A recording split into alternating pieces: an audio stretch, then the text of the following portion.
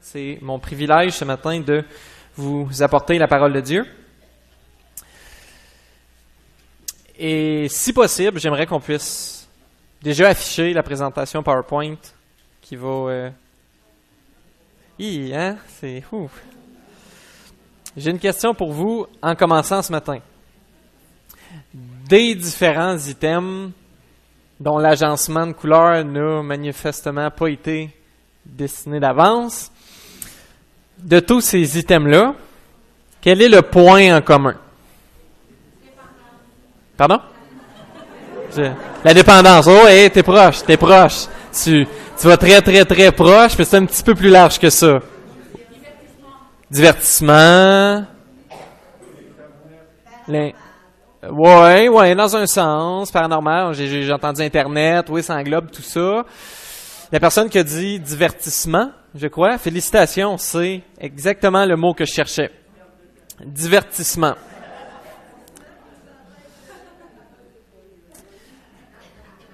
Et donc, le sujet commun qui rassemble chacun de ces items-là, c'est le fait que chacun, soit de ces jeux-là, de ces films-là, de ces activités-là, si on voit Facebook, ont été conçus professionnellement pour retenir notre attention.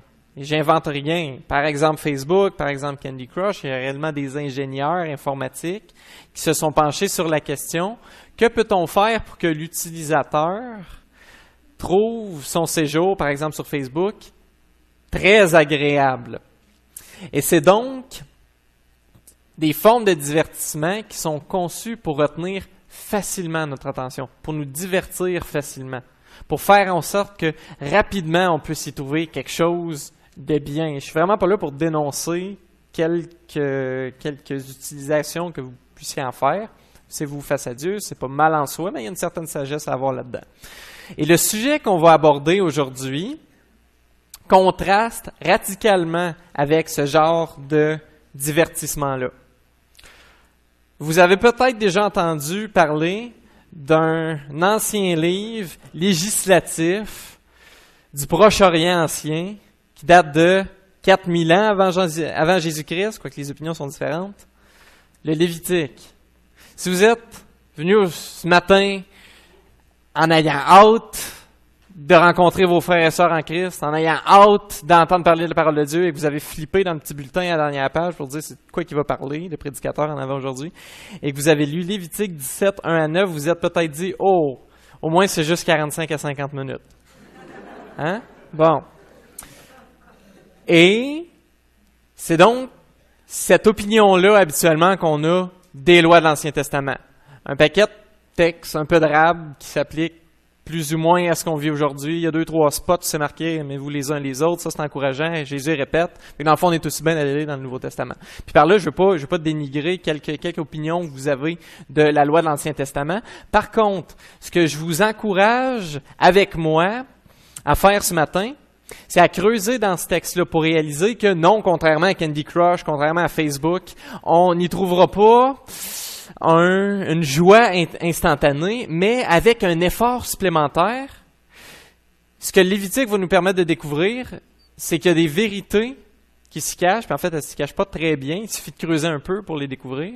Et ces vérités-là impactent nos vies encore aujourd'hui. Ces vérités-là sont applicables encore aujourd'hui, sont même répétées directement dans le Nouveau Testament. Parce que ce sont encore des vérités qui sont d'actualité et que n'importe qui se donne la peine de lire et d'étudier sérieusement le Lévitique va y trouver une joie encore plus grande qu'à travers Snapchat ou Facebook. On pourrait passer à la prochaine diapositive, s'il vous plaît. La prochaine diapositive va être celle qui va rester tout au long de l'enseignement et qui concerne les points qu'on va aborder aujourd'hui. Le texte, donc, concerne Lévitique 17, 1 à 9, pour ceux qui veulent déjà tourner dans le texte. La vérité principale que je voudrais que tout le monde en tire aujourd'hui et qu'on va explorer à travers le passage est la suivante. Dieu réclame le centre de ta vie. Dieu réclame pas la périphérie, pas le côté, pas une fois de temps en temps. Dieu réclame le centre de ta vie. Et c'est donc à travers 4 différents points qu'on va pouvoir approfondir cette vérité-là.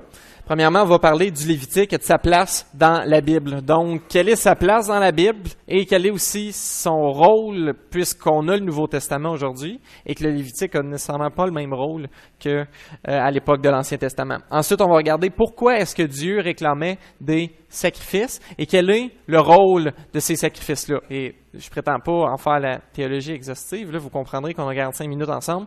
On va passer des points qui sont vrais, qui explorent pas tout la théologie du sacrifice, mais certains points fondamentaux au moins. Ensuite, on va poursuivre avec l'Éternel, le seul au sommet. Et finalement, on va finir avec la patience, quand la patience de Dieu a une fin. Lévitique, donc 17, 1 à 9. Avant de lire le texte, par contre, il y a certaines choses que je vais préciser face au Lévitique, certains points importants qui est important de comprendre quand on lit le Lévitique. Le Lévitique est un livre, est en fait le tome numéro 3 d'une série de 5 livres qui forment le Pentateuque. N'importe qui n'irait pas dans une librairie et dire « Moi, je veux lire Le Seigneur des Anneaux, qui est en 3 tomes. Je vais commencer par le tome numéro 3. » Puis je vais le lire indépendamment des autres. La personne ne comprendra rien.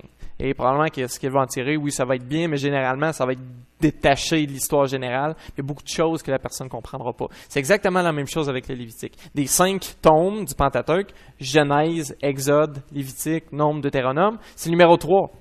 Ce qui fait que si on ne comprend pas ce que le numéro 1, Genèse, et le numéro 2, Exode, dit avant, c'est très facile de prendre le Lévitique et de dire c'est un paquet de lois appliquées, puis essentiellement, ce que c'est le christianisme, c'est d'appliquer des lois un peu étranges par bout, je vous le concède, là, et ça fait finalement pas beaucoup de sens. Puis Dieu semble distant dans le Lévitique. Dieu semble un genre de Dieu méchant qui demande des choses cruelles puis étranges. Dès qu'on n'est pas capable de situer le Lévitique dans son contexte, dans le contexte de tout le Pentateuque, on perd son sens. C'est pour ça que ce que je tiens à mentionner, ce que je tiens à survoler brièvement, c'est l'histoire du Pentateuque. On commence avec le Genèse. Genèse 1, Dieu crée. Dieu initie une création de laquelle il prend soin, qu'il chérit et qu'il aime. À travers cette création-là, on a l'être humain qui trahit Dieu et qui introduit dans le monde ce qu'on connaît aujourd'hui comme étant le mal. Dieu répond à cette offense-là, pas en se vengeant, mais il répond en initiant le pardon, en initiant une réconciliation à travers une alliance qu'il va former avec Abraham. On est à Genèse 12. Joël a prêché sur cette alliance-là durant plusieurs semaines, il y a quelques semaines, quelques mois, avant de partir en Ukraine.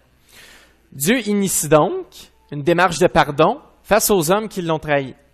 Et ce qu'il dit, c'est « Je promets donc à l'humanité de me faire un peuple de qui je vais prendre soin, à qui je vais donner une éthique de vie particulière. Et ce peuple-là va me servir d'intermédiaire pour ramener tout le monde autour de moi. » Dieu accomplit cette promesse-là et il dit donc à son peuple, il est temps de sortir d'Égypte. Le peuple pendant ce temps-là est passé en esclavage en Égypte. Dieu sort son peuple de l'esclavage et les amène vers une terre qu'il leur avait promis de donner, dans laquelle il allait concrétiser cette promesse-là d'un peuple qui allait être abondant et d'un peuple qui allait ramener toute nation autour de Dieu, du seul et unique. Là, on est rendu à l'Exode. Et rendu à l'Exode, là, ce que Dieu dit, c'est « Bon, voilà, j'ai créé chacun de vous. Je prends soin de chacun de vous, chaque jour. Je vous ai fait une promesse de réconciliation malgré le fait que vous m'avez trahi. J'ai concrétisé cette promesse-là. Les bottines ont suivi les babines, comme on dit. Et là, ce que je vous demande, c'est de répondre à toutes ces initiatives d'amour, toutes ces initiatives de grâce, toutes ces initiatives de réconciliation en changeant vos vies et en obéissant au Dieu qui vous a créé. Et ça, c'est Exode 20 jusqu'à Deutéronome 34. Et ça inclut donc tout le Lévitique. Tout le Lévitique prend son rôle dans cette pensée-là. C'est une réponse de reconnaissance du Juif de l'Ancien Testament à un Dieu qui l'a créé, à un Dieu qui prend soin de lui, à un Dieu qui a initié une démarche de pardon malgré le mal qu'il a fait, et à un Dieu qui a concrétisé cette promesse de pardon-là, cette promesse d'abondance-là. Le Juif de l'Ancien Testament est donc appelé à répondre à Dieu en changeant la façon dont il vit. Et là, il y a donc des lois et des lois et des lois qui sont données dans l'Ancien Testament. Une erreur commune qui est faite, c'est de dire, bon, ben là, dans la loi, il est dit, et on va en prendre une juste pour le plaisir. Lévitique 19, versets 9 et 10. Quand vous ferez la moisson dans votre pays, tu laisseras un coin de ton champ sans le moissonner et tu ne ramasseras pas ce qui reste à glaner. Tu ne cueilleras pas non plus les grappes restées dans ta vigne. Tu ne ramasseras pas les grains qui en seront tombés. Tu abandonneras cela aux malheureux et à l'immigrant. Essentiellement, ce que Dieu dit, c'est que toi, tu vas avoir un champ, par exemple, ou tu vas avoir une vigne, par exemple. Pour un champ, qu'on va assumer étant carré, tu ne le récolteras pas au complet. Tu vas littéralement tourner les coins ronds quand tu vas le récolter, ce qui va laisser des espaces qui ne sont pas cultivés, que tu vas laisser aux pauvres. Ce que ça ne veut pas dire, c'est que chacun des chrétiens qui est ici doit s'acheter soit une vigne, soit un champ, et que de ce champ-là doit donc le cultiver et espérer que les pauvres partent des villes, parce que c'est là que majoritairement ils vivent, jusqu'aux campagnes pour aller glaner ce qui reste et s'en nourrir, retourner en ville. Ça, c'est pas ce qui devrait être compris. Mais il y a un principe derrière cette loi-là, qui est la générosité et la compassion envers les nécessiteux. Tu as des ressources en abondance, par exemple un champ, par exemple une vigne. De ces ressources-là, Dieu te permet d'en tirer un fruit duquel tu bénéficies. Prends donc une partie de ce fruit-là et donne-le à ceux qui en ont besoin. Parce que Dieu a un cœur pour les nécessiteux. Il veut aussi que tu aies un cœur pour les nécessiteux. Comprenez-vous ce que je viens de faire? Il y a une application concrète de la générosité et de la compassion envers son prochain qui est donnée à travers le fait que si tu as un champ, prends-en donc une partie, donne-le don à ton voisin qui en a besoin. Dans l'Ancien Testament, à cette époque-là. Mais ce principe-là, aujourd'hui, se reflète tout autrement. Le centre d'aide en personnes en difficulté, la banque alimentaire qu'on a, sont des applications concrètes de Lévitique 19, 9 et 10. Ce qui est le Lévitique, c'est un paquet de principes importants aux yeux de Dieu qui sont appliqués dans un contexte concret, en Israël, dans un monde agricole, 2000 ans avant Jésus-Christ. L'erreur qu'il ne faut donc pas faire, c'est de prendre ces lois-là et de dire « faut que ça s'applique exactement aujourd'hui ». Ce qui doit s'appliquer aujourd'hui, c'est pas l'application de la loi là, qui est faite dans Lévitique, mais c'est le principe qui est communiqué à travers cette application-là. Par exemple, la générosité et par exemple, une vision particulière que Dieu veut qu'on ait de lui, qu'on va explorer dans le présent texte. On va donc le lire, Lévitique 17, versets 1 à 9.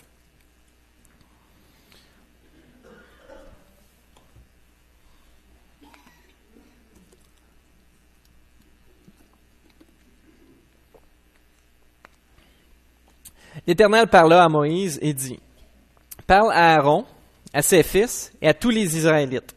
Tu leur diras, voici ce que l'Éternel a ordonné. Si un homme de la maison d'Israël égorge dans le camp ou hors du camp un bœuf, un agneau ou une chèvre et ne l'amène pas à l'entrée de la tente de la rencontre pour l'offrir en oblation à l'Éternel, devant le tabernacle de l'Éternel, il sera demandé compte du sang à cet homme. Il a répandu le sang, cet homme-là sera retranché du milieu de son peuple. C'est afin que les Israélites, au lieu d'immoler leurs sacrifices dans la campagne, les amènent au sacrificateur devant l'Éternel, à l'entrée de la tente de la rencontre, et qu'ils offrent à l'Éternel des sacrifices de communion. Le sacrificateur en répandra le sang sur l'autel de l'Éternel, à l'entrée de la tente de la rencontre, et il brûlera les graisses, qui sera d'une agréable odeur à l'Éternel. Ils n'immoleront plus leurs sacrifices aux boucs, avec lesquels ils se prostituent. Ce sera une prescription perpétuelle pour eux et pour leurs descendants. Tu leur diras donc, si un homme de la maison d'Israël ou des immigrants qui résident au milieu d'eux offre un holocauste ou un sacrifice et ne l'amène pas à la tente de la rencontre pour le sacrifice à l'Éternel, cet homme-là sera retranché de son peuple. Dans ce passage-là, qu'on va passer en section, on est capable de reconnaître un message qui est assez simple en soi. Dans la première section, versets 1 jusqu'à 4, l'Éternel ordonne que l'homme qui égorge une bête, de l'amener à l'Éternel. Et s'il ne le fait pas, il va être retranché de son peuple. On va voir tout ce que ça veut dire, ça, plus loin.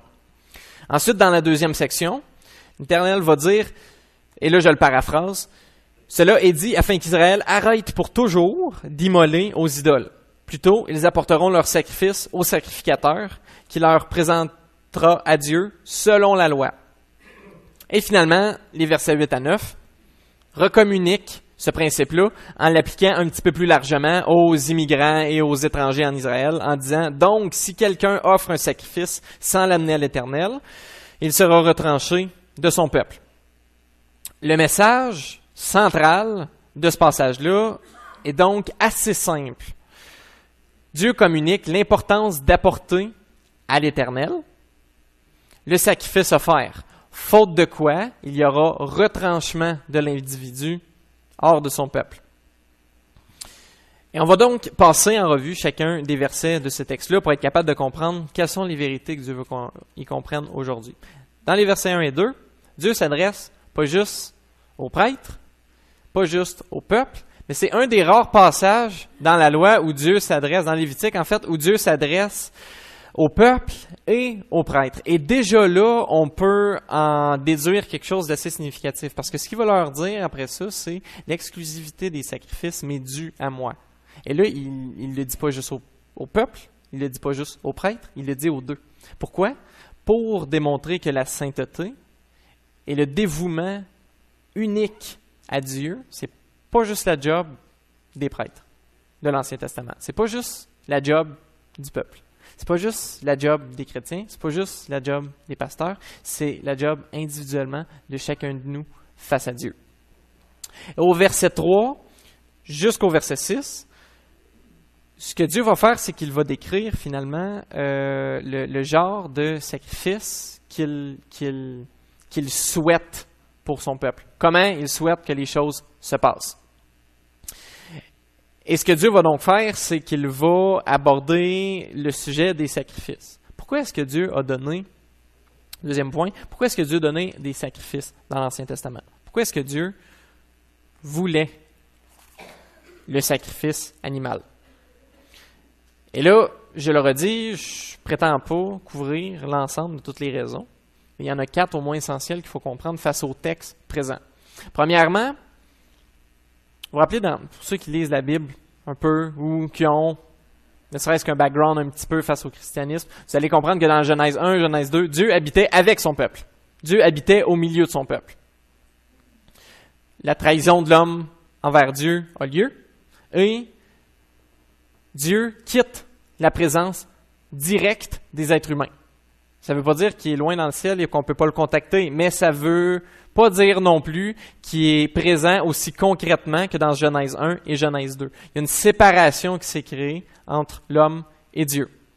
Et là, ce que Dieu fait à travers la loi, c'est qu'il dit, OK, je vais venir réhabiter à nouveau au milieu de vous, dans un endroit qu'on va appeler le temple ou, dans le désert, dans le Lévitique précisément, on appelle ça le camp, qui est un temple temporaire, déplaçable. Comme une genre de maison, quand on va en camping, on a une tente qui est une maison temporaire, c'est exactement le même principe. Pendant le séjour au désert, il y avait une sorte de tente qui était dédiée à Dieu, dans laquelle Dieu habitait. Aussi concrètement que ça puisse être, c'était donc, moi j'habite à telle adresse, 1, 2, 3, chemin d'Emmaüs. Dieu habite au 1, 2, 4, chemin d'Emmaüs. C'est aussi concret que ça. Il y avait vraiment un endroit physique dans lequel les Israélites pouvaient entrer en contact avec Dieu. Ce que Dieu faisait à travers ça, c'est qu'il disait, non seulement tu m'as trahi, non seulement je vais répondre par le pardon, mais je vais répondre en réconciliant l'état des choses tel qu'il était à l'origine. J'étais au milieu de toi à l'origine. Tu ne m'as pas voulu au milieu de toi. Tu as réalisé la gaffe que tu as fait. Je vais revenir au milieu de toi. Ça se faisait par le camp. Donc, il y avait un endroit physique où Dieu demeurait au milieu de son peuple. Un des rôles des sacrifices, c'était de garder Dieu au milieu du peuple. Dieu ne pouvait pas tolérer l'impureté, le mal, le péché. Et donc, si quelqu'un commettait le mal, comme c'est arrivé des millions de fois, la présence même de Dieu au milieu du peuple était menacée. Tant et aussi longtemps qu'il n'y aurait pas ce moyen-là de garder Dieu au milieu de nous, de nous garder finalement un peu tolérables pour Dieu, pour que Dieu ne s'en aille pas, ne quitte pas concrètement la présence au milieu du peuple. Là donc est le rôle des sacrifices, de faire en sorte que Dieu puisse demeurer au milieu de nous malgré le mal qu'on fait. Un deuxième rôle, c'est un peu le revers de la médaille, de permettre aux Juifs de rester dans le peuple au milieu duquel Dieu habite. Parce que le mal que faisait le Juif, le mal que faisait le membre du peuple d'Israël, le menaçait d'être exclu du peuple, le menaçait soit d'exécution ou soit d'être chassé loin du peuple. Ce qui fait qu'il y avait deux options si quelqu'un faisait le mal. Soit cette personne-là s'endurcissait dans le mal qu'elle faisait, s'obstinait à le faire et donc était chassée ou carrément exécutée. Ou cette personne-là, à travers les sacrifices, trouvait pardon aux yeux de l'Éternel et pouvait rester au milieu d'un peuple où Dieu régnait. Voyez-vous encore là le moyen de grâce que Dieu procure? Tu as fait le mal, tu es condamnable objectivement, mais je prévois un moyen pour te pardonner. Maintenant, tu as un choix. Si tu saisis ce moyen-là, tant mieux, tu es invité à rester au milieu du peuple de Dieu. Si tu ne choisis pas ce moyen-là, il y a une exclusion. Si tu choisis de t'endurcir dans le mal que tu fais, il y a une exclusion.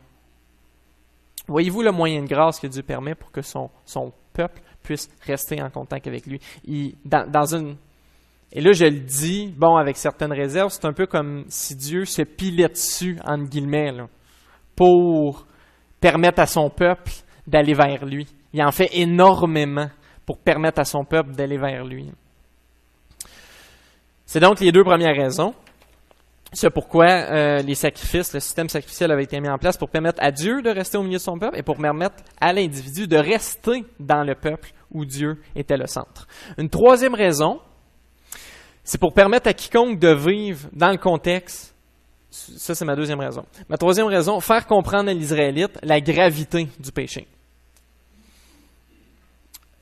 En campagne israélite, il n'y avait pas de grande ville comme aujourd'hui. On est je veux dire, entre guillemets, une genre de banlieue, si on veut, où on a peu de contact avec les animaux. S'il y a des gens qui ont des contacts avec les animaux, c'est qu'ils vivent directement en campagne et souvent, parce qu'ils en vivent, soit que c'est des fermiers ou soit que c'est des gens qui ont un métier spécifique qui nécessite ça. Mais généralement, on a peu de contact avec énormément d'animaux. Sauf le chat ou le chien à la maison, c'est pas mal le seul contact qu'on a.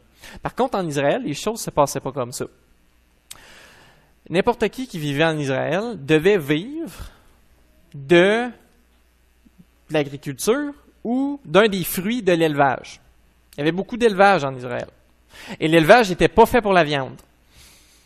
C'était, premièrement, très rare qu'on mangeait de la viande en Israël. C'était un luxe peu permis et très luxueux. Pourquoi? Parce que le bétail que n'importe quel éleveur élevait, il voulait en tirer un bénéfice.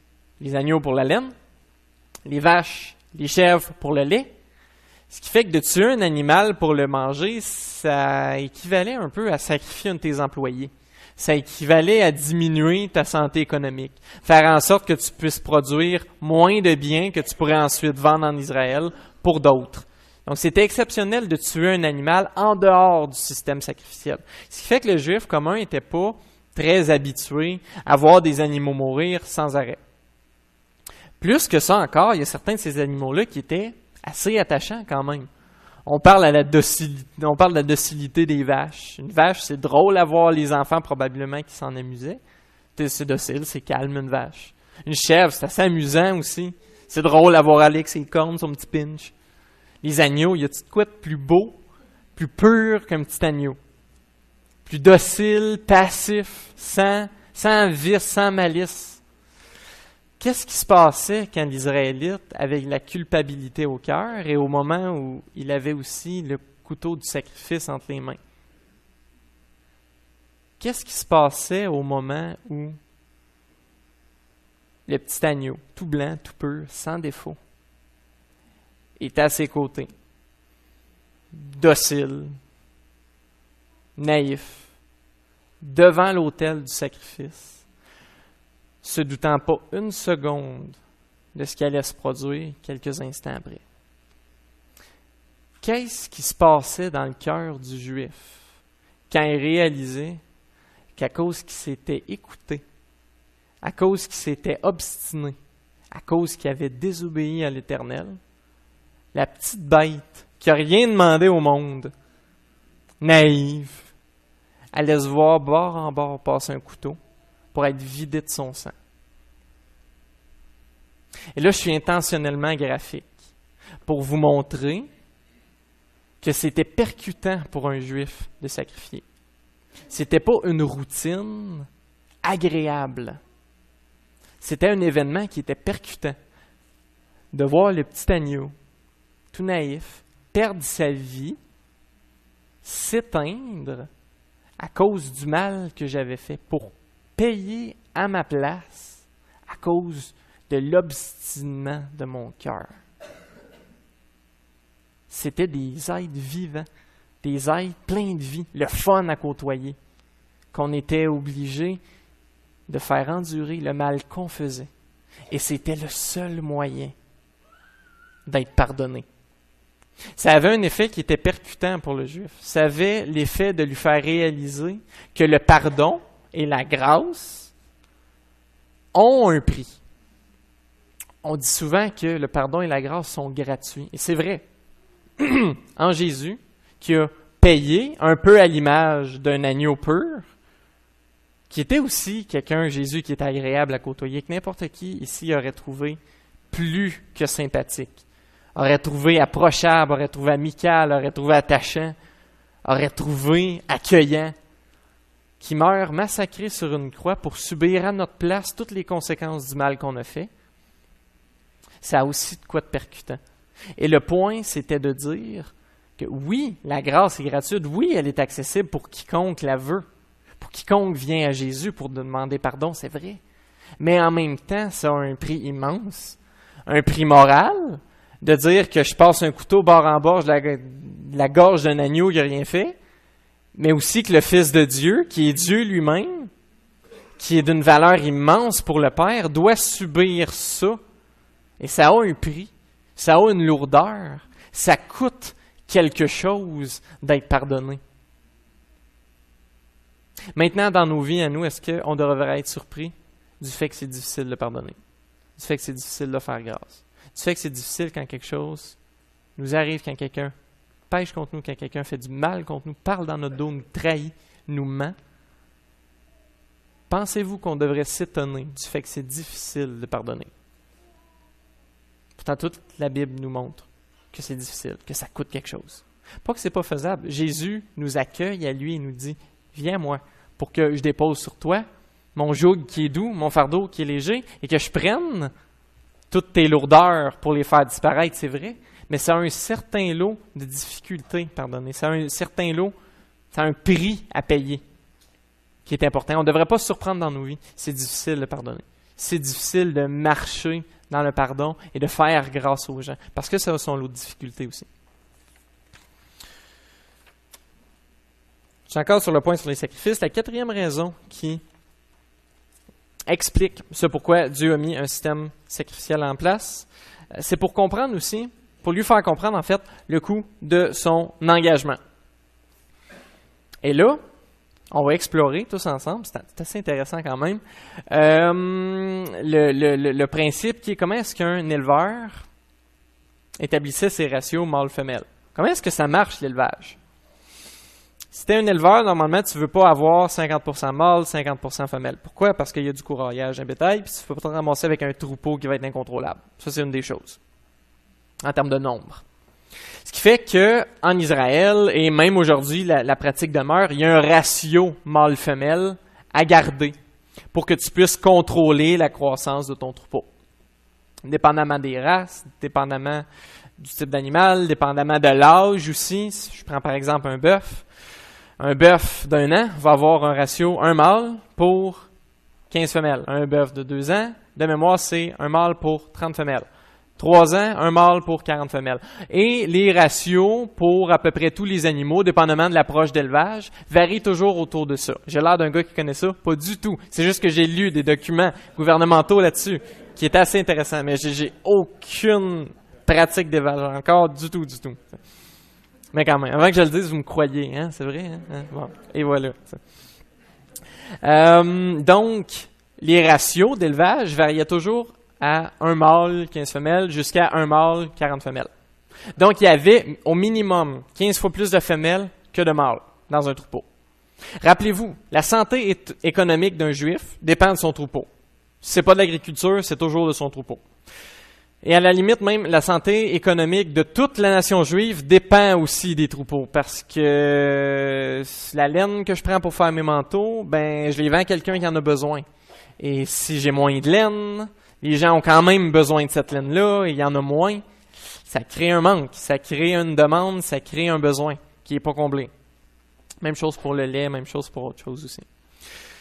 Ce qui fait donc que la santé économique des Juifs dépendait directement des troupeaux, dépendait directement de l'élevage. Dans plusieurs sacrifices importants de l'Ancien Testament, particulièrement du Lévitique, c'est un mâle qui est demandé pour être sacrifié. Lévitique 4, Lévitique 9, Lévitique 14, Lévitique 16, Lévitique 23 nous montrent que un sacrifice pour le péché ou un sacrifice de culpabilité, finalement pour effacer la culpabilité, demandait une bête mâle.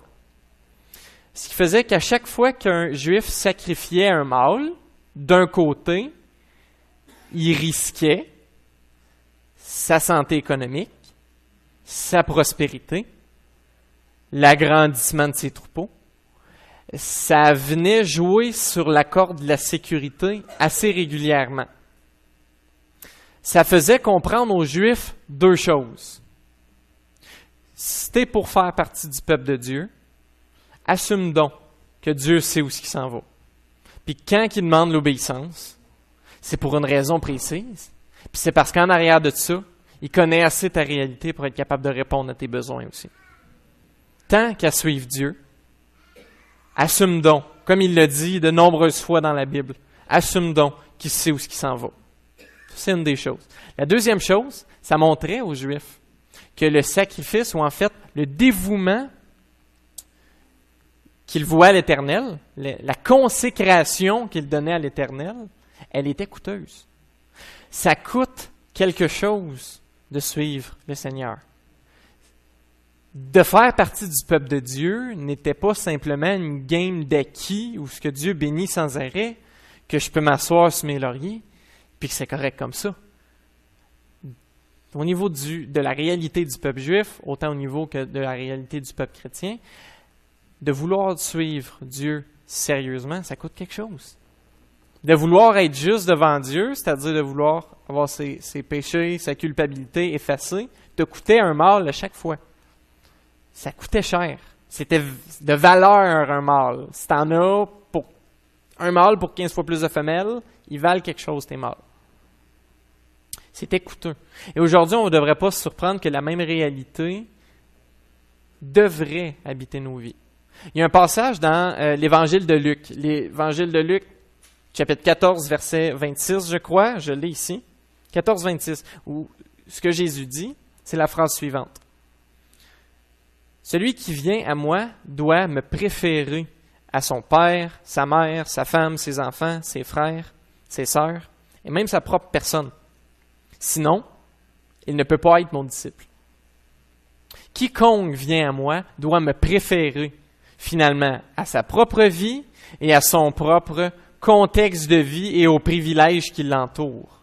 Sinon quoi, il ne peut pas être mon disciple.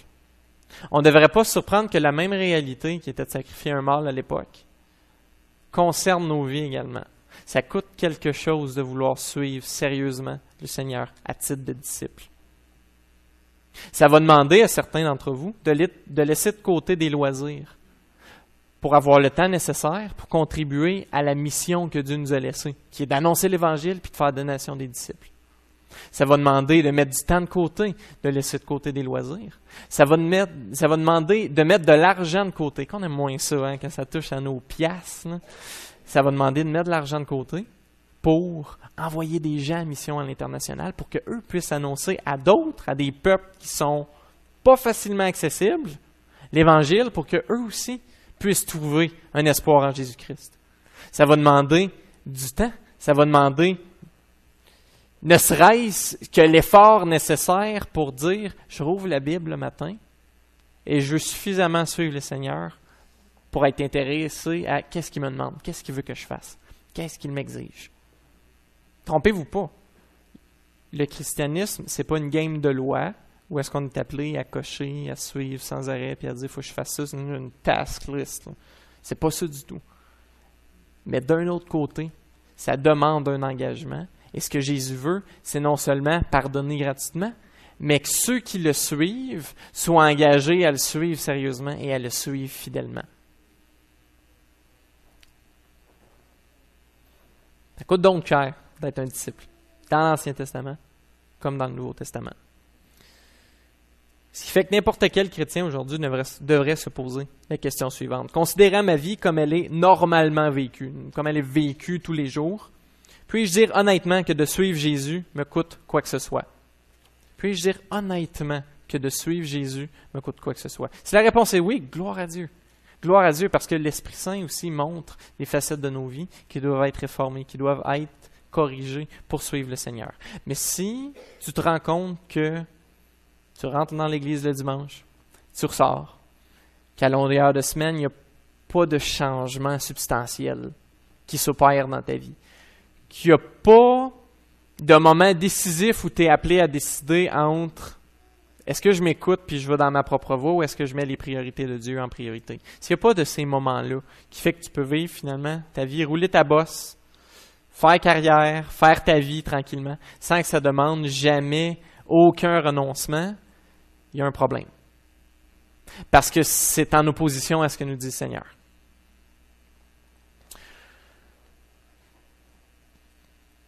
Troisième point, l'Éternel, le seul au sommet. Et on revient à notre texte ou au verset 5. Et je vais référer aussi au verset 7, juste un petit peu plus bas. Au verset 5, ce que Dieu nous communique, c'est quelle est la raison pourquoi il donne cette règle-là. Pourquoi est-ce qu'il veut absolument qu'on lui apporte les sacrifices à lui, à son lieu qui lui est destiné. Verset 5, c'est afin que les Israélites, au lieu d'immoler leurs sacrifices dans les campagnes, les amènent au sacrificateur devant l'Éternel, au lieu d'immoler dans les campagnes. Et au verset 7, l'Éternel va dire, ils n'immoleront plus leurs sacrifices au bouc, dans les campagnes.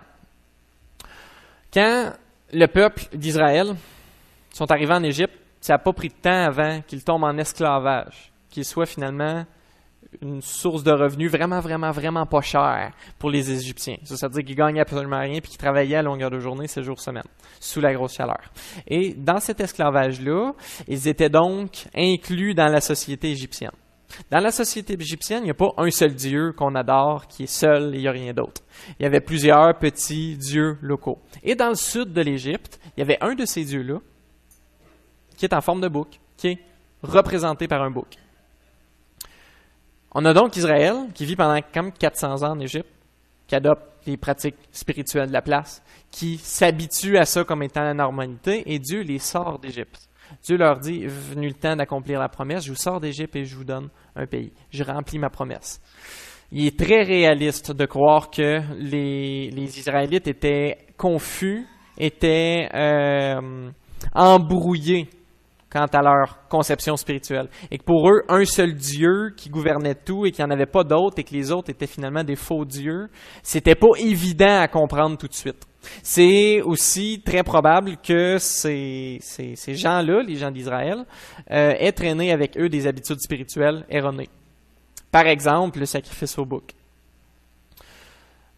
On voit que ces pratiques-là ont continué aussi à travers l'histoire d'Israël, mais bon, c'est pas le sujet d'aujourd'hui. Et si on regarde ça avec un peu de recul, regardez ce qui se passe. Israël mène une vie dans l'esclavage, est sorti de cet esclavage-là par Dieu lui-même, qui lui promet une vie meilleure et qui lui exige aussi de réformer ses comportements, de réformer sa manière de penser, de modifier sa manière d'agir pour faire de ce Dieu-là le centre de sa vie. Israël suit, traverse le désert, suit, mais garde des habitudes de vie de l'ancienne vie. Dans leur cas, il s'agit d'adorer des boucs, d'adorer d'autres divinités que Dieu lui-même, et de sacrifier à ces divinités-là, qui est une désobéissance flagrante là, au premier commandement. Et la question que j'ai pour vous ce matin, c'est celle-ci.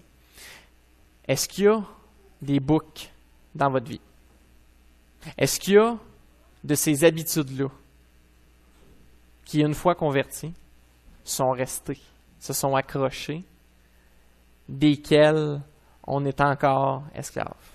Y a-t-il de ces habitudes-là qui traînent comme des boucs en Israël et qui demandent qu'on ferme la porte et qu'on dise non, j'ai un Dieu maintenant. J'ai un seul et unique Dieu en qui je peux trouver une plénitude, en qui je peux trouver un épanouissement que ces boucs-là ne peuvent pas me procurer.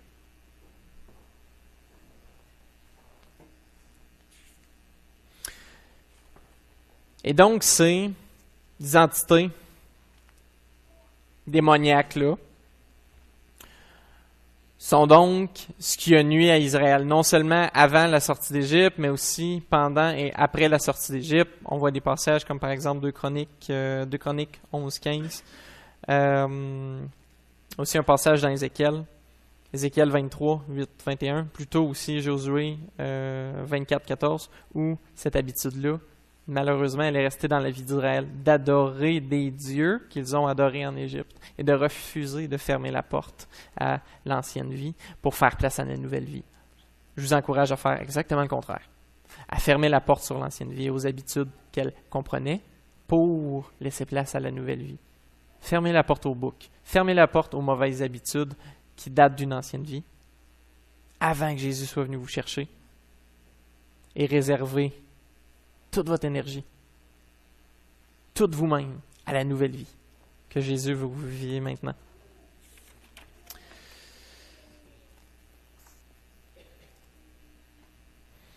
On parlera aussi d'une conséquence. Remarquez dans l'Ancien Testament, il y a des passages où les conséquences d'une désobéissance sont assez flagrantes quand même. Dieu, il va pas avec le dos de la cuillère. Dieu veut se faire comprendre clairement. Pourquoi? Parce que on n'oublie pas, là, il y a affaire à un peuple qui est embrouillé spirituellement, qui sait pas tellement comment comprendre le fait qu'il y a seulement un Dieu et que c'est lui seul qu'il faut adorer. Pourquoi je pourrais pas finalement adorer à gauche, à droite, n'importe quel Dieu, un peu comme si on s'échangeait des cartes de hockey finalement. Ce qui fait que Dieu doit être très clair dans aussi les conséquences qu'il communique à ce peuple-là.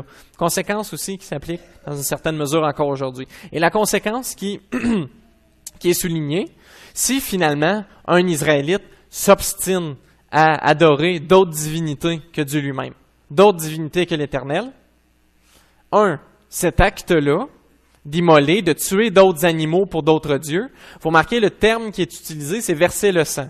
N'importe qui va me dire, ben là, c'est évident, c'est sûr que si tu tranches la gorge de quelqu'un, il faut que tu t'attendes à une effusion de sang, il faut que tu t'attendes à quelque chose qui sorte, qui est rouge, qui tache. Mais verser le sang dans ce verset-là, et aussi dans d'autres versets comparatifs, désigne le meurtre prémédité d'un être humain innocent. C'est fort quand même ce que Dieu va dire. C'est un peu comme s'il disait, arrêtez d'assassiner, un peu comme des êtres humains, des animaux.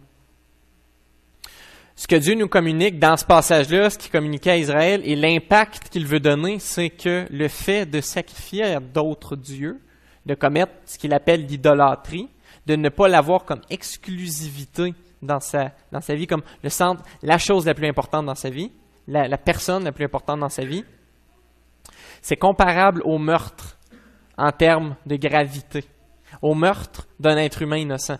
Et il y a donc des passages qui emploient ce même terme-là, Genèse 9.6, Nombre 35-33, par exemple, en sont 2 exemples. Fait que vous voyez la gravité qu'il voulait aussi communiquer en Israël et qu'il nous communique aussi aujourd'hui. Le fait de ne pas avoir comme seul et unique centre de sa vie l'Éternel, le Dieu de la Bible, est d'une gravité immense comme crime.